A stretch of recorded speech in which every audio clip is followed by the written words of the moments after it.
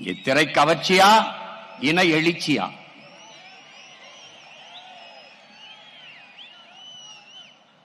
பணமா, தமிழன் என்கிற மானமிக்க இனமா? இதுதான் இந்த களத்திலே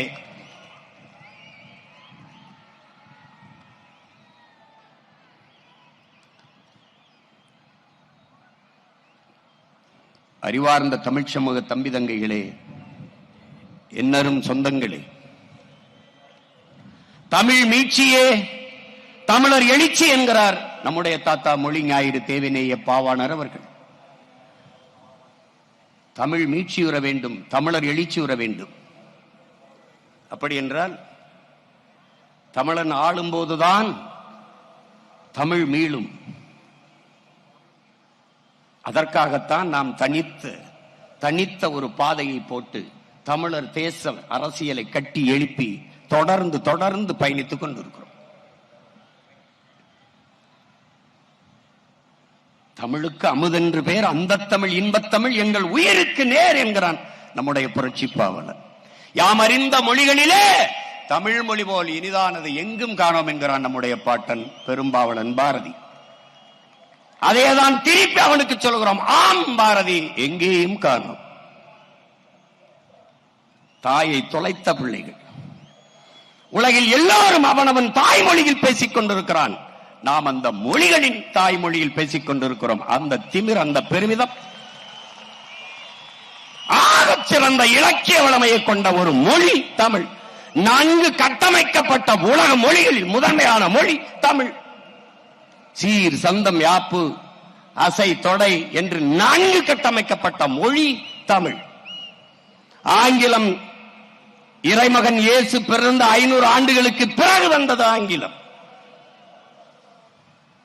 ஆனால் 5000 ஆண்டுகளுக்கு முன்பே தமிழனின் தொன்மை இலக்கண நூலான தொல்காப்பியம் இருக்கிறது என்றால் எவ்வளவு தொன்மையான ஒரு மொழியின் பிள்ளைகள் நாம் என்பதை அறிவு சமூகம் அறிய வேண்டும். அடுத்தவன் மொழி அறிவென்று கருதி என் அன்னை தமிழை அழிய கொடுத்தோம். அடுத்தவன் மொழி எப்படி எனக்கு அறிவாகும்? இந்த கேள்வி ஏன் இவரிடத்திலும் எழவில்லை? ஆங்கிலம் ஒரு மொழி, அது எப்படி அறிவாகும்? எப்படி அறிவாகும்?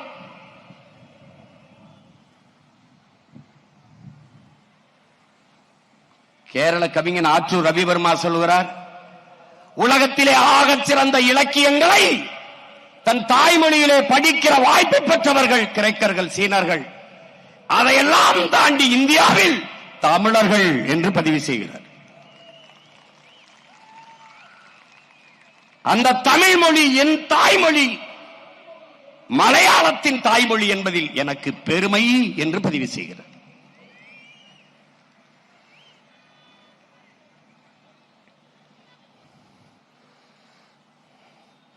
பைபிள் பைபிள் கிறிஸ்தவர்களுக்கு, திருக்குரான் இஸ்லாமிய மக்களுக்கு, பகவத்கீதை இந்து மக்களுக்கு, ஒவ்வொருவரும் மாறி மாறி இந்த வேத நூல்களை, இந்த புனித நூல்களை படிப்பதில்லை. ஆனால் எந்நாட்டவருக்கும் எச்சமயத்தவருக்கும் எக்காலத்திற்கும் ஏற்ற ஒரு வாழ்வியல் நன்னறி உண்டென்றால் அது வள்ளுவ பெருமகனார் தந்தருளிய திருக்குறள் தான் என்று நம்முடைய தாத்தா தெய்வ திருமகன் முத்துராமலிங்க தேவர் அவர்கள் பதிவு செய்கிறார்கள். அதனால்தான் அது உலக பொதுமறை என்று சொன்னோம். அந்த மறை தந்தவனின் பிள்ளைகளா நாம் மறந்து போனோம் தமிழை.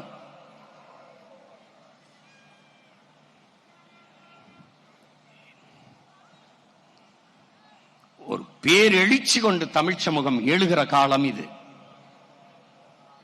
நாம் இவர்களை பார்த்து அரசியல் செய்ய வரவில்லை. தான் வீழ்ந்தாலும் சரி என் இனம் எழுந்தால் போதும், தான் செத்தாலும் சரி என் இனம் வாழ்ந்தால் போதும் என்று நின்ற ஒப்பற்ற பெருமரவன் நம்முடைய தலைவன் மேதகவே பிரபாகரன் அவர்கள்.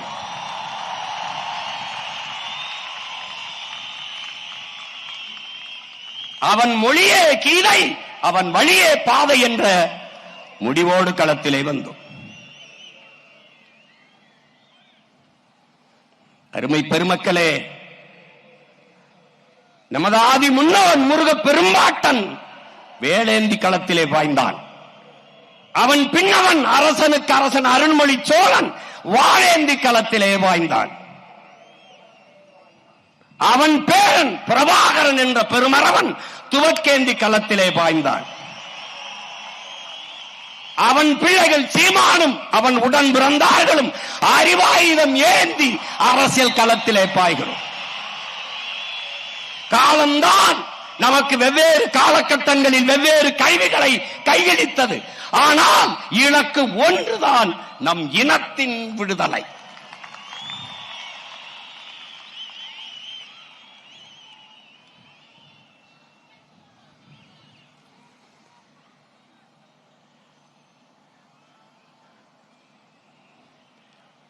சிதைந்து அழிந்து கொண்டிருக்கிற என் தாய் தமிழை மீட்க, மொழியை பாதுகாத்த இனமெல்லாம் கடுகளவு இருந்தாலும் மலையளவு உயர்ந்து வாழும்.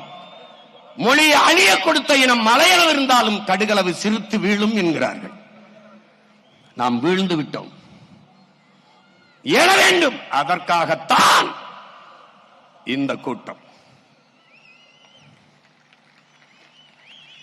மாநாடு என்றால் எப்படி இருக்க வேண்டும்?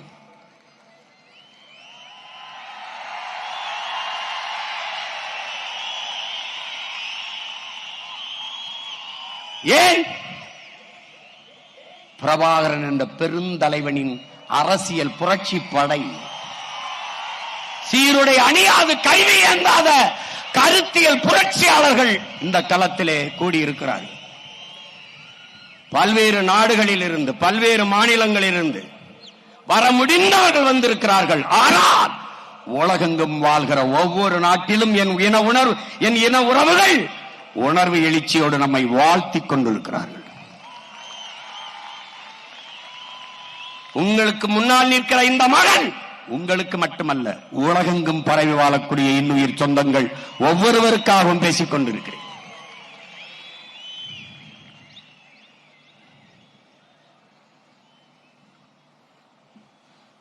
என் அன்னை தமிழை அழியாமல் மீட்க காக்க ஒரு அரசியல் பெரும்படையை கட்டி எழுப்பி வருகிறோம்.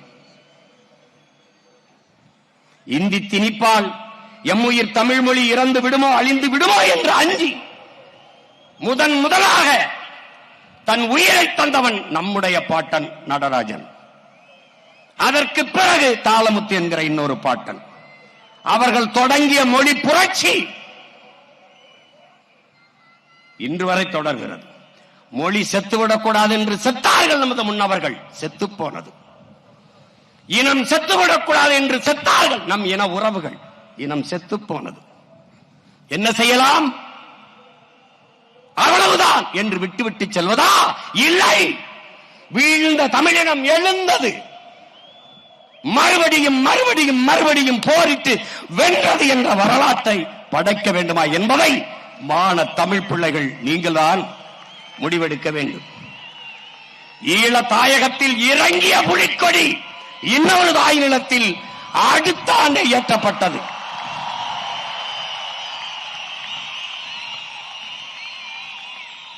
விழுவோம் விதையாய், எழுவோம் விடுதலையாய் என்ற லட்சிய முழக்கத்தை முன்வைத்து களத்திலே நிற்கிற பிள்ளைகள் நாம் தமிழர் பிள்ளைகள்.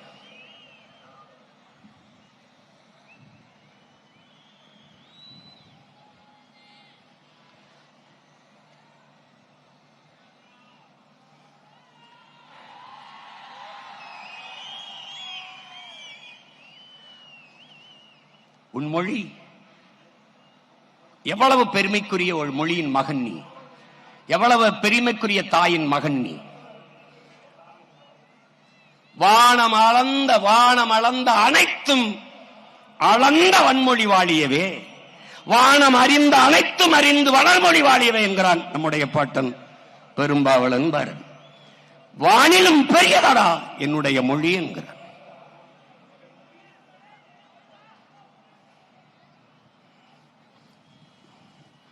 அந்த மொழியை, என் அன்னை மொழியை அழிய விடலாமா என்கிற துடிப்போடும் தவிப்போடும் தான் மீட்க காக்க களத்திற்கு வந்த பிள்ளைகள் நாம் தமிழர் பிள்ளைகள். நாம் தமிழர் கட்சி பதவிக்காக அல்ல, மக்களின் உதவிக்காக. இது மக்களை வைத்து பிழைக்க அல்ல, என் மக்களுக்காக உழைக்க. இது பணத்திற்காக அல்ல, நாங்கள் பிறந்த பெருமை மிக்க தமிழர் என்கிற இனத்திற்காக. பணமும் பதவியும் சீட்டும் நோட்டும் தான் என்றால் அரை விழுக்காடு, ஒரு விழுக்காடு, கால் விழுக்காடு வச்சிருக்க கட்சிக்கெல்லாம் பேரம் பேசி சீட்டும் நோட்டும் ஒதுக்கப்படுகிற போது 8.22 8.5 விழுக்காடு 36 லட்சம் வாக்க வைத்திருக்கிற நமக்கு